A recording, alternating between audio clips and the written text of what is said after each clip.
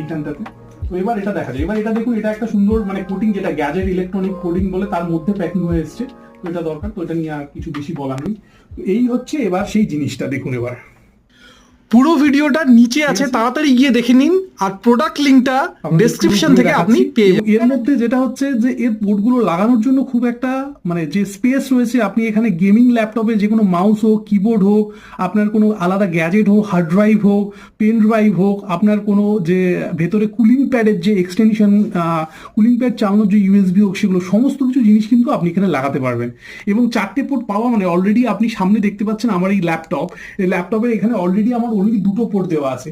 তো সেখানে আমার মাঝে মাঝে প্রবলেম এটা হয় যে আমি কোনো পেন ড্রাইভ বা কোনো কিছু বা এক্সটেনশন, আমি একটা ল্যাপটপের সাথে এই যে আমি একটা কিবোর্ড ইউজ করছি, এর জন্য একটা ইউএসবি দরকার, একটা আমার মাউসের জন্য দরকার। এবার বাকি আমি কোনো পেন ড্রাইভ বা কোনো কিছু যদি আমি এখানে অ্যাড করতে চাই, বা আমার কোনো অফিসিয়াল ডেটা কার্ড রিডার বা কোনো কিছু